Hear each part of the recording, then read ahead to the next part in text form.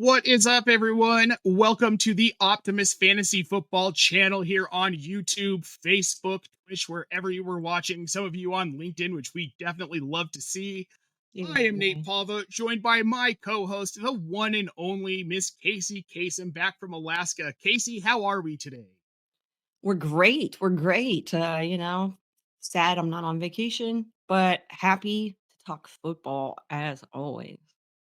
And not just football, we're going into week 2. So we actually have some established stuff to talk about. We're going to get to a lot of that here in just a bit here on the show.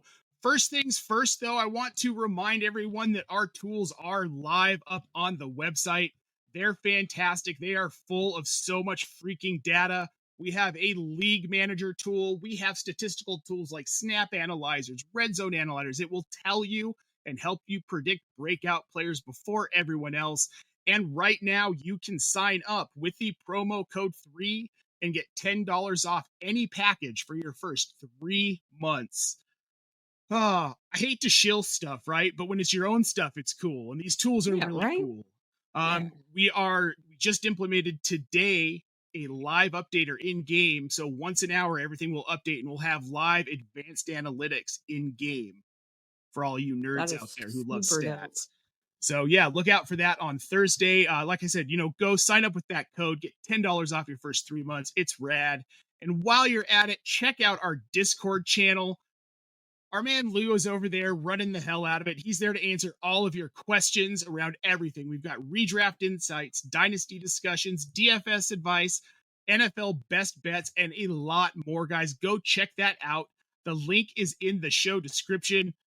Discord can be really overwhelming. We promise we're not going to bombard you with just an absolute ton of notifications and junk like that. Get what you want. It's awesome.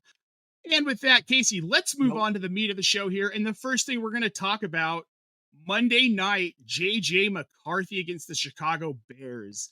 He looked putrid in that first half. Yeah. Awful. To me, it looked like the game was moving too fast for him. He wasn't able to make his reads, and the Bears were just getting a ton of pressure on him. After that first half, what did you think? Were you sitting there thinking, oh boy, this isn't going to end well? They should have kept Sam Darnold. I mean, kind of.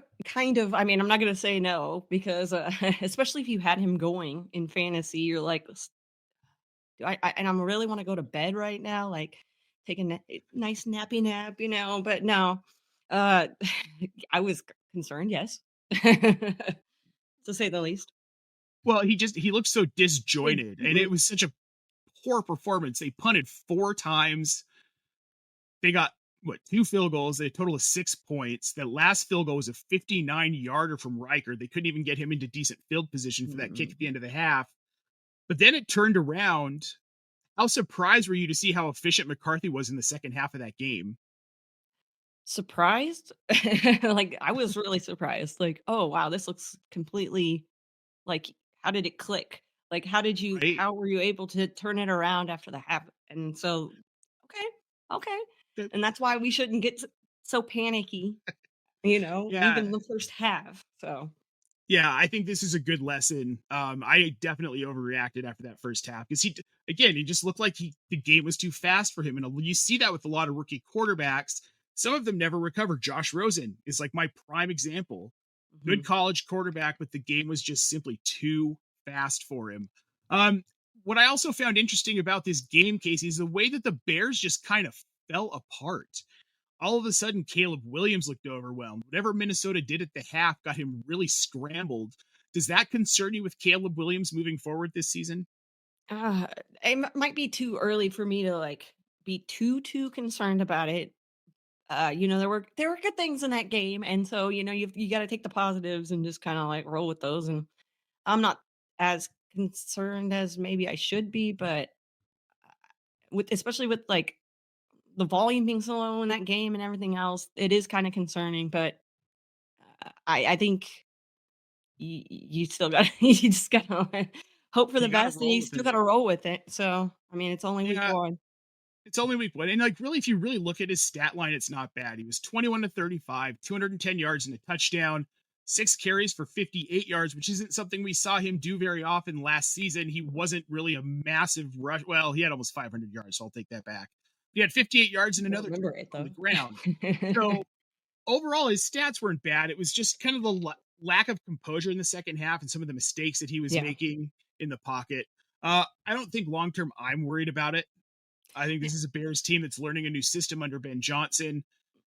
They've got a lot to figure out. It's going to take them a couple of weeks, and they might be in the toughest division in football, Casey. Yeah, they might be. But you brought up a good point though when you were bringing up his legs and the fact that he did have some yards on the ground. Like now we're started to head in that direction, right? We've been heading in that direction of the dual threat. You have to have a guy that can Yeah. run for it to actually like mean something usually in fantasy. So that's a positive to get out of that. Yeah, no, I completely agree.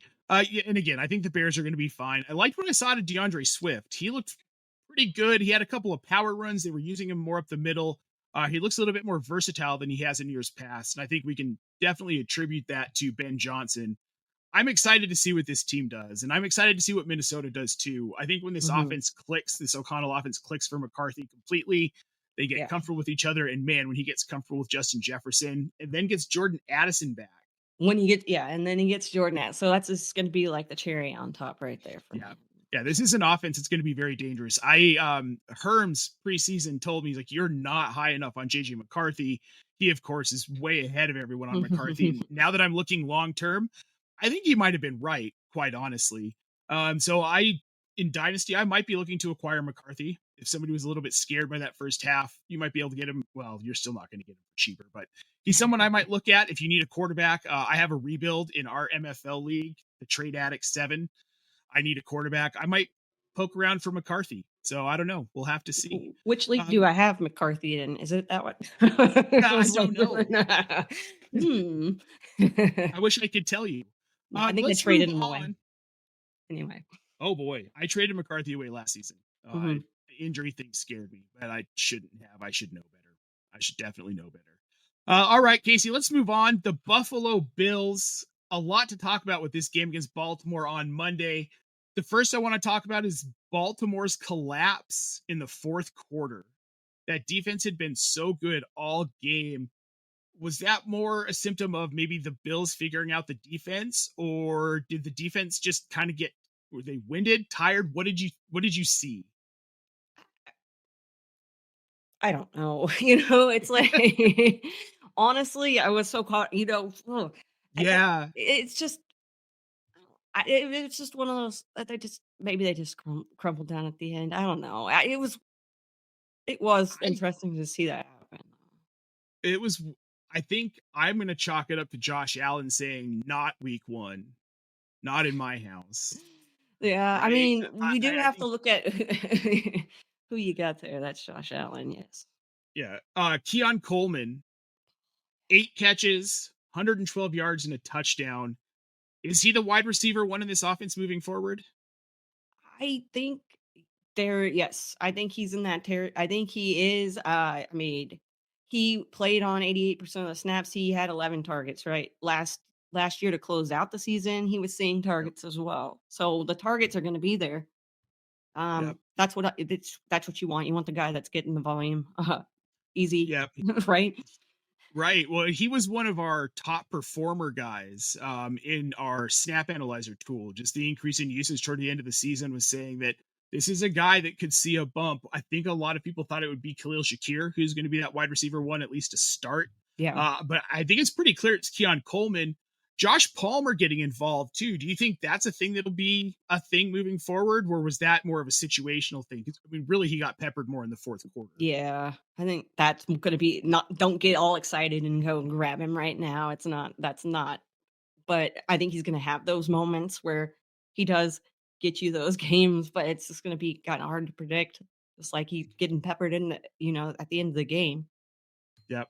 Yeah. Yeah, I can't see Josh Palmer being a thing. And I want to go to this comment here from my Friday show co-host, Mr. Keith Fleming. Don't overvalue Coleman's big game. I don't expect the Bills to be in many heavy throw game scripts. He's really good, just worried about consistent volume. And I think that is a fair point. This Bills offense can't support a lot of high volume receivers, right? And normally they're not going to be in throw heavy game scripts. They're going to keep the ball on the ground between Allen, Ray Davis, James Cook looked really good. Mhm. That's going to be more likely. That said, Dalton Kincaid, 4 targets, 4 catches, 48 yards, and a touchdown. Do we think that Kincaid finally emerges as at least the red zone threat we thought he could be in his rookie season? Ah, no, I don't think so. I just have he opened up really strong. He had that 15-yard score, and then even though Josh Allen threw for 394 yards, like, yeah, he got the touchdown. I get it, the touchdown depend, yes, Mhm. but I mean, you're gonna want more involvement when your quarterback goes off like that. For me to, yes, he's gonna be touchdown relevant or dependent. So, I think that's mm, fair. I think that's fair. I think that's fair. I want to believe he's going to be more involved. And I mean, 8 PPR points isn't bad. Some weeks that makes him a top 12. Um, but I'm not rushing to get him. I'm not rushing to start him either. If you've got other tight end options, yeah, which we'll get to in this next you segment, will. you might not.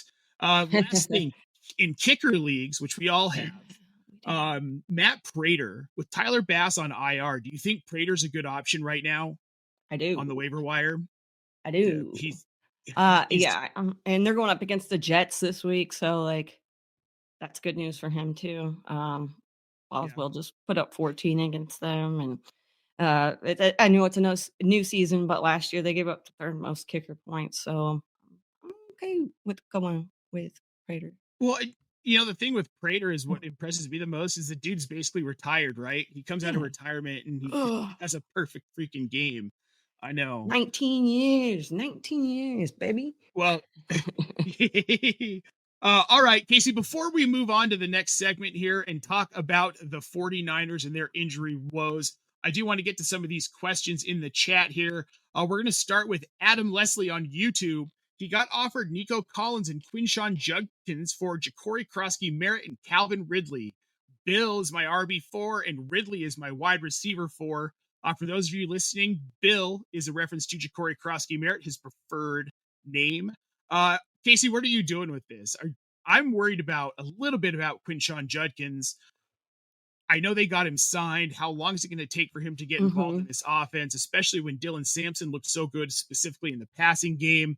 Um, but getting Nico Collins, I don't Nico know. Collins is a I mean, big upgrade to Calvin it Ridley. is a big upgrade, but I mean, Houston's gotta get their stuff together. Um, Yeah, yeah. I think they will. I think they will. I'm trusting that they will. Okay. I think here's how I feel about this, Adam. It's a gamble. You're gambling on Quinshawn Judkins getting involved in the offense by week 3 or 4 and like heavy volume in the running game, which you're gonna need to make this trade work out. If you believe that that's going to be the case, then I would do it because if Judkins actually hits, he's going to be way better for your fantasy roster than Bill. So I would make the trade if you believe that Judkins can If you actually have yeah. that impact and you think he'll blow up. We've got Chris T trade Goff, Ridley, and Diggs for Dak and DK. Would you make that deal? Ooh, I don't know if I would feel I don't know how even I feel. Like, I feel like this is so close for me that I probably would take Dak and DK, that side. I would Um, take the Dak DK side too. and I think that's just me holding out hope for the Goff, Ridley, and Diggs, and Well, sometimes you have to, quit holding out hope that things are going to go the way that you plan and realize yeah, yes. Well, I think Goff's going to be fine. Where it's but he's about even with Dak for me, fantasy yeah, wise, as that far as value goes. Where this shifts for me is getting rid of Ridley and Diggs because I still think New England is probably a season away from really being an mm, impactful team. Which means I don't think that Diggs is going to be especially relevant versus DK Metcalf, who seems to be a favorite of yeah, Aaron he Rodgers, does. and I think he's going to get peppered. He's the perfect receiver for Aaron Rodgers. So yeah, I'd make this deal. I would do it. We've So, got Untame, who wants to know Golden or Coleman full PPR. Who are you starting this week? mm, mm, mm, mm. Golden. Am I? Yeah, I think I'll take Golden against This that is Commanders me secondary. every Sunday when I do. Am I? I know. Like that meme where Mm, that. mm, Mm. yep, yep. Yeah, I think I'll take Yeah, Golden against that Commanders secondary over. yeah, Yeah, that's where I'm going. love it. All right, we've got one more from Untamed. In Mayfield or May, these are my dilemmas. Oh, and Kraft and Tyler Warren. I got a lot of close calls. Yeah, Untamed, that's what I'm going Mayfield over May every time. I am His too. ceiling is consistently higher in a very pass-heavy offense. We don't know week to week right now what Vrabel's offenses are going to look like, and they're more likely to be run-heavy in New England than they are going to be in Tampa Bay. And then I'm taking Tucker Kraft over I'm Tyler taking Tucker Warren. Craft. Yep, Jordan he's Love kind seems of to touchdown dependent, but Tucker Craft also gets touchdowns. He will. he's the receiver in that offense who is going to Hmm. get touchdowns. He's Maybe we getting the see Matthew touchdown. Golden get looks later in the season, but it's going to be Kraft. Yeah. Um, He's saying too many tight ends who will see consistent volume to play Kincaid week to week, and he is 1000% correct. There's a But lot of them out there. I'm gonna throw this one up from Jamie just because it makes a good point. Should I trade away Jamar Chase for Keon Coleman? I've been seeing a lot of these week one overreactions. Guys, it's week one. There's some things you can take away from week one, like Ja'Cory Krosky Merritt. He is going to be very involved in the Washington offense. We just don't know what that means for fantasy relevancy yet, especially with the mobile quarterback. But a lot of this stuff, just chill, guys. It's going to be fine. Yeah. Things that might not be fine, though, Casey, the banged up 49ers. It's not looking great. Kittle's on IR. Purdy's questionable. There's chatter that it might be Mac Jones on Sunday for the 49ers. Fun. That wouldn't be ideal. Unfortunately, they're playing the Saints, who, Yeah. I mean, they looked better than we expected on Sunday. That said, it's still the Saints. This is ugly. Jauan Jennings is on, or is looking like he might go on IR. So what do we do now with the San Francisco offense? Because you've got George Kittle. You drafted him pretty high. Your backup tight end's not going to be great. Are you Jake Tongas? Are you going after him? He showed some value. He looked like he kind of stepped in and filled the role a little bit. But again, this isn't Ross Dwelly, who we knew would step in and just fill that role when Kittle was out. And he did it wonderfully. How do you feel about Jake Tongas? I mean, if you're in a deep league and you need somebody, I would take a shot on him because like there's probably not too much for you you to work with there. But there's plenty of guys that you could probably find on the waiver wire that are out there. I know waivers ran for a lot of people, but go check and see if somebody like Zach Ertz is out there. He's available in some leagues, or Jauan Johnson just had a big game. Harold Fannin is one of those names that's on everybody's tongues nowadays, and I'm about that life too, if you want to take a shot that direction. So, I mean, there's Britton Strange is out. I'm just, those are more guys that I trust more. Those are guys that I trust more. Oh, 100%. Harold Fannin, I love that you mentioned him. 10% rostered right now on Sleeper. And so he's probably right. He might be a little bit higher on ESPN. It's been interesting. Some of these fringe players this season, which is a trend I haven't seen before, are showing higher rosterships on ESPN than they are on Sleeper. Yeah, I've seen that too. Yeah, it's interesting. A big disparity. Keenan Allen, this is from the waiver show on Monday, so this has probably changed after that game. But before waivers ran on Monday, Keenan Allen was rostered in 75.6% of leagues on ESPN and 60% of leagues on Sleeper. I've got him in a bunch of leagues. Yeah, I was going to say mine. Yeah, which I found the big one last week was Colston Loveland was like 25% rostered on ESPN, but 89% rostered on Sleeper. Wow. Like almost a 60% arbitrage difference, which was pretty crazy. Somebody needs to go in there and break down why this is happening. Right? I'm sure it's probably evened out at this point now. Loveland saw a little love the other night. So Yeah, again, there are other tight ends I'd be going after instead of Tongas. He had his first 3 catches of his NFL career on Monday. We're not talking about him unless he gets that touchdown, and Yeah. I don't think we're going to see that. They've got Christian McCaffery. That was in a pinch. He's not. This would be like McCaffery. starting Josh Oliver in Minnesota. Yeah, he might get a touchdown, but you're rolling the dice. He's going to get 2 this Don't season. be You cute have about no it. idea which week. I do that Yeah. sometimes where I'm like, you know what? I'm going to be smarter than everybody and I'm going to start this one guy. And then I do. And Well, yeah. So but you don't do that. killed it on Will Dissly last year. You nailed I that one. mean, it happens. It does. It does. With the possibility of Brock Purdy not playing on Sunday. Obviously, Kittle's out. That 100% elevates Christian McCaffrey. He Yeah. might be my RB1 on the week if I, Purdy doesn't play. That'll be a game time decision, obviously. How do you feel about Ricky Pearsall? Because he's really the only other fantasy relevant player right now we yeah. can talk about with Jennings hurt. If Mac Jones starts, are you leery of starting Pearsall, or are you okay with it? Because I mean, at least Mac Jones can throw. And Yeah. look, I mean, this is it the could be a lot quarterback worse. Kyle Shanahan was supposed to take, not Yeah. Trey Lance. Okay. So I don't. Maybe we get something out of Mac Jones. Yeah. I mean, maybe we do. I'm not gonna fault Mac Jones for being a backup quarterback because that's basically what he is, and he's gonna come in, and I Yeah, think he's gonna be an above average backup, if not better. So let's see. yeah. If you're in We a might. deep league and you're in a massive pinch, like massive pinch, you've got Brock Purdy. There's really nobody available on the waiver wire. Do you grab Mac Jones if he's still available just in case for Sunday if you absolutely have to? Or is there maybe, would you rather, Spencer Rattler or Mac Jones? Oh my. Oh my gosh. Oh my gosh. You say this, and now I'm thinking because I might have to do that in one league. No, I don't know. I think you know what? I think with Rattler versus Jones, I might just go Jones, and I would I'm not too. going to expect much from either. So at least maybe I'll be pleasantly surprised with Mac Jones. Okay. Russell Wilson or Mac Jones? Oh my god, Mac Jones. Tua or Mac Jones? And you're doing this to me, right? Oh my god, I never thought I'd be having a conversation like this. This is the worst I conversation in didn't. my life.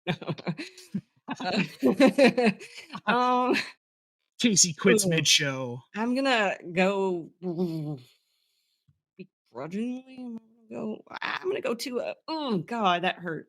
I don't really want to though. Good night. This is Sunday morning all over again, kids. I fortunately I jumped think. ship on Tua. Tua I against the mean, Patriots. it's gonna be boring and dumb and not fun. And The Patriots defense isn't especially we're dangerous. talking about Mac I'll go Jones. Like, Tua. I'm gonna go Tua, but maybe we won't even have to make the decision. Mac Jones isn't even gonna get Hopefully it. we don't. I don't want Woo! to. I Nobody don't. should actually Hopefully, no have to make one's this making this decision. decision because God, I can't No, imagine. I'm so sorry if you no. do, and hopefully, Well, that's why we're amazing here for things you if happen. you do. Yeah, We're and here I for will you if you be do. the support shoulder for when you have to do that. Yep.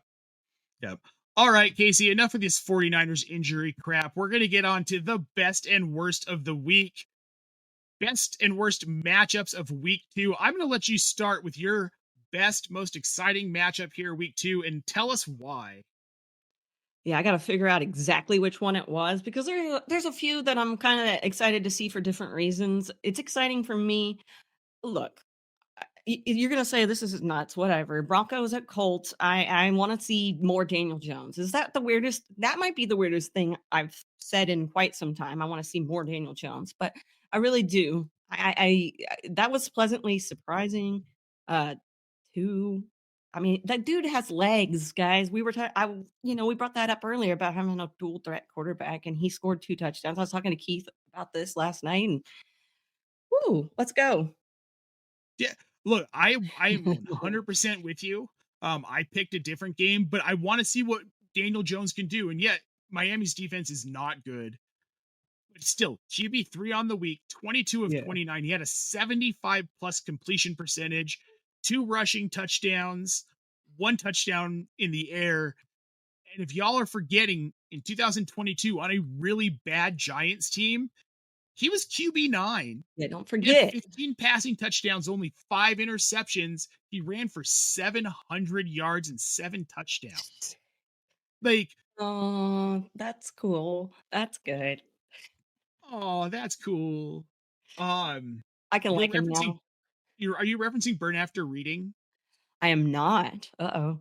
Oh, well, you should watch that. It's a I Brad have Pitt. watched it, but a long time ago. So. Okay. Anyway, here's the thing. I'm wondering. So you see Daniel Jones in his first game out of New York, out of the Daboll system, actually getting to start. Mhm. He has a historic game. He's the only quarterback in NFL history to score on every drive.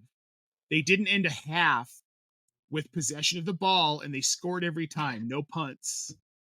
That's Daniel Jones in Indy does this, right? This team that's supposed to be awful. I was telling people to start the Dolphins defense against them because I was so sure that Daniel Jones was going to be so bad because that's all we He had said, seen out of him nah. outside of that one season. And then you go to the Giants, starting Russell Wilson, who was serviceable last year. He wasn't phenomenal, but he was serviceable in Pittsburgh after he was healthy. Looks like one of the worst quarterbacks you have ever seen in your life. Oh my Completes God. 45% of his passes. And then after the game says, and this, I cannot believe that he had the balls to say this, Casey. I left it all out on the field. That's what you left out on the field. You need to retire, bud. Yeah. So I think Denver's a good defense. I want to see Dimes against a good defense. I want to see what he can do against Denver. Yeah. This will be a big test. This will tell us if I that was think the real that's deal. It was a fluke.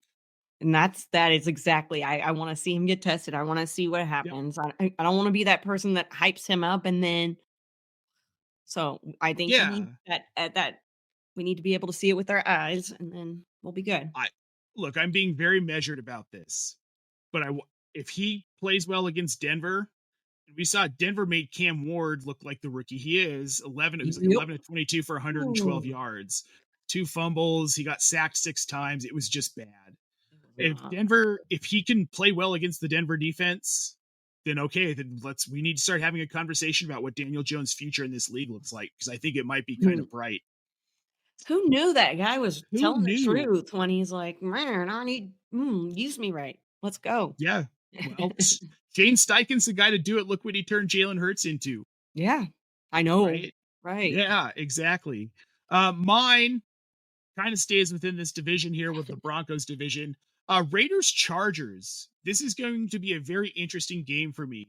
Geno Smith looked good. Jacoby Myers went off. Brock Bowers got hurt, but was playing really well before he got hurt. And then Mike Mayer steps in and plays really well. Yeah. We didn't necessarily get the production we wanted out of Ashton Jaunty, but it didn't matter because they beat New England. I'm intrigued with this Raiders team. Yeah, I am too. Intrigued. Pete Carroll just seems to always get the most out of his guys. And Geno Smith, we already saw him get the most out of Geno Smith once. Is he good? I think Geno Smith and his Raiders team could be a playoff team. Oh, that's great. And as someone who lives in Denver, has his whole life, is a diehard Broncos fan, this could be a very dangerous Raiders team. I think once they kind of get used to the Carroll system, much like in Chicago with Ben Johnson, once they get used to the Carroll way of doing things, Geno Smith knows, so he's helping. I think this is going to be a very good team, a very dangerous team. Likewise with the Chargers, Mhm. Harbaugh and Roman have this team rolling. Quentin Johnston went off. Who saw Yeah, he that did. coming? Not Nobody me, 'cause saw he that was on my coming. bench, so I didn't see it coming. Mine too. But he looks like a legit first round wide receiver now. Yeah, he did, man. Well, He's in my starting lineup this week, baby. Best oh yeah, believe. It's all about me, but yeah. Keenan Allen is revived Oh my apparently, gosh. right? So good to see. Just needs to So be good to back. see. Mhm. Omari and Hampton's the RB1, just like I thought was going to happen. Najee gets the 1 carry because Pirates can't play running back, guys. It's just not possible. So this is an intriguing matchup for me because these teams, I think the Chiefs are about to lose their grip on the AFC West. I don't know if it's going to be the Broncos, the Raiders, the Chargers, or all three that dethrone them. But man, I don't know, but this game is exciting for me because this is going to tell us what these teams are. Yeah. And especially for fantasy too, tough matchups. Does Hampton see more of a workload? Hey, Dolphins fan, we will get to the comments here in a minute. Just let us get through this segment. I promise we will answer. I promise. Just got to get through this conversation and we will answer questions. We always do between segments. But yeah, for me, I think that's the most intriguing matchup for me. I just want to see what these teams are made of against better opponents. I mean, the Chargers beat the Chiefs already, so we know, but there's also questions about the Chiefs defense and this and that. And all right, let's get to the worst game of the week. And we're in agreement on this one. I don't care about this game at all. Patriots Dolphins. The only interesting thing for me is Travion Henderson and how they use him this week. Is Ramondre Stevenson cede most of his work to him? Because it's kind of the impression I'm getting out of this offense. But otherwise, I just don't care. Yeah, I'm not. I mean, I don't want to watch it. I know. I mean, that's basically it. I mean, if we get, and then we get Zach Wilson to come in, and so like, I mean, I don't know. To be fair, it's football. I'm gonna watch it, but Yeah. it's not gonna. Oh no, It's not even the most exciting thing that happens in my life that day. I'll watch it on RedZone. I'll catch it on RedZone. But otherwise, I have no interest. Exactly. Maybe we won't see it on RedZone. Well, let's get to some of these comments here in the chat. I want to make sure we're helping all you guys and answering all your questions. First one we've got here is from 88 Nino over on Twitch. Go Pats. Would you start Fields or Burrow this week, Kacey? Fields. I'm starting Fields as well. Burrow notoriously starts off so freaking slow. I can't do it for the first 3-4 weeks, especially after what we just saw. Dolphins fan, we're here. I promised now we are going to get to all your questions here. He wants to know, do I trade Travis Etienne and Tet McMillan for Marvin Harrison and Jonathan Taylor? No. I wouldn't trade Etienne right now. They just traded Tank Bigsby to Philly. It's going to be a minute before Bashal Tutin or Jarquez Hunter are ready to really be super involved in this offense. Not Jarquez Hunter, I'm sorry, LaKent Allen. Those guys might cut into his work here, but I wouldn't hold my breath that it happens soon or really significantly. And Marvin Harrison, I just don't particularly trust a whole lot. I don't trust that Cardinals offense, so I wouldn't do it. What do we got here? We've got Fight Scope. First time here, don't know. Yes, we are here. Would we start Njoku or Fannin Jr. this week?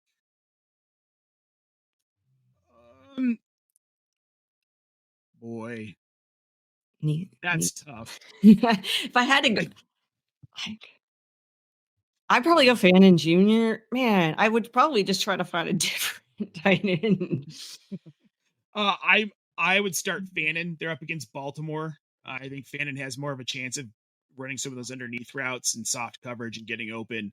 The kind of routes that Flacco's old arm likes. There even you though he go. can get it down the field. There you go. I can see Fannin just getting a little bit more work than Njoku this week. I don't think that's a long-term thing in this offense, but I think it's a for now thing. Yeah, I think it might be a two tight end kind of. We might see a little bit of a bounce back and forth.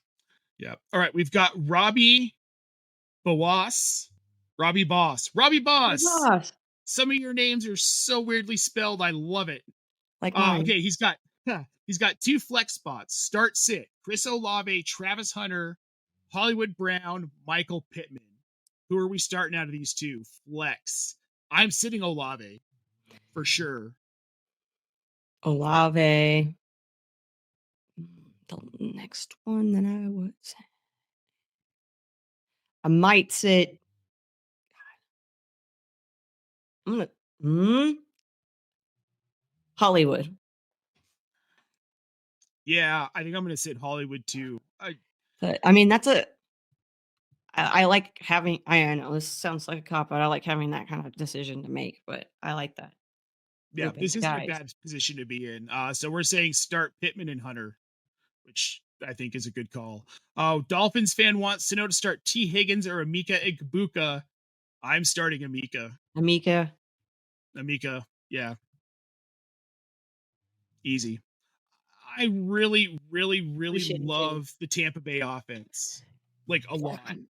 This is going to be a fun offense. And without Chris Godwin, and I'm going to be honest, when Chris Godwin comes back, I don't know how interested I am in him in fantasy. I don't know how healthy he's really going to be. And it took him a while to come back from that last injury. He wasn't 100% for about half a season. I So, may have already dropped him in one of my leagues, but yeah. We've got one more, then we're going to move on to our last on the spot segment. We got Broly619 over on Twitch, non PPR flex spot, Brian Thomas Jr., Omari and Hampton, or Travis Etienne. I don't think it'd be BTJ. Again, I was talking with Keith about this last night. It's gonna not like I don't know. I don't know how I feel about what went on in week 1 and his target share going forward. What's gonna happen there? I know. I'm worried about it a little bit too. I'm probably going. I'm probably going Travis Etienne here. Matchup wise against the Bengals. Yeah, I'll go. Yeah, I'll go with him as well. Yeah, I think I'll it's lean that Etienne. way. Yeah, let's go that way. Etienne for both of us. We got Flight Scope dropping in the chat. Thanks, guys, for the reply. We'll tune in again. Gonna subscribe. We appreciate it. We If you're appreciate here, it. please hit Sure. that like and subscribe. We'd love to have you around. We are here almost every day, every week of the season. We've got content for everybody. But now we're going to get on the spot. Kacey, who is your week 2 QB1? Josh Allen. This was supposed to be on the spot, right? Yeah. Josh Allen, though. Yeah, I mean, Josh Allen is Josh Allen. I didn't want to overthink it too much. We've already talked about dual threat, blah blah blah. But I'm like, the dude, Josh Allen at the Jets. Let's go. So I'm gonna be different. I'm gonna be very different. I'm going Jalen Hurts this week. Uh Matchup wise, they're at Kansas City. I think Hurts is gonna have to do more in that game. I think Buffalo's gonna be up against the Jets pretty quickly, and it's gonna turn into a lot of Ray Davis and James Cook scripts. I don't think Josh Allen's gonna have to do a ton. Not that he'll be like QB2 when I say he's not going to have to do as much. But I think Jalen Hurts is going to have to do more against Kansas City. Kansas City coming off that loss. We know how Andy Reid and Patrick Mahomes and that team feel when they lose. They don't like it. They only lost 2 games last season. I think it's Jalen Hurts. I think Jalen Hurts has a monster game. Yeah. I like it. Yeah. All right, everyone. Thank you for tuning in. We've got another question here in the chat we'll get to. Guys, if you're watching, you've got a question, pop it in here before we get out of here. We have Bentley Bannister over on YouTube. Hey, if you don't mind, can I ask? No, we never mind. We're here to answer all of the questions, guys. We just want to help you win. Should I keep or sell Flowers while he's high? I say sell. Yeah, That was a monster game. Yeah. Not that he can't be fantasy relevant, but if you don't need him, move him, because he's not going to do that regularly this season. Think about Hollywood Brown when he was in Baltimore, and he'd have those like 3 or 4 huge games this season. People got super excited. That's just the Baltimore offense. John Harbaugh's been every year. It's like, Harbaugh's been the coach of this team for 18 years. They're not going to change the way that they play football. It doesn't. Todd Monken, he's just rolling with what they have. This is a run-heavy team. You're going to get those scripts in games against Buffalo. They're not going to have to throw that much most of the time. Just like we're talking about with Buffalo and guys like Khalil Shakir, Dalton Kincaid, Josh Palmer. Similar situation with Zay Flowers. So Bentley, trade him away. Get him out of here. You don't need him. Okay. There you go. Just like that. There you go. I'd like to thank everyone who has tuned in on YouTube, Facebook, Twitch, LinkedIn. If you're listening to us on Spotify, we appreciate it so much. Make sure you follow us on your favorite platform, wherever you are watching or listening. Make sure you subscribe, like our videos, check out the website, optimusfantasy.com. We have content coming out to help you win your leagues. Tools.optimusfantasy.com. $10 off for 3 months with the promo code 3. For Kacey Kasem, I'm Nate Polvogt. It has been a pleasure, guys. We'll see you next week.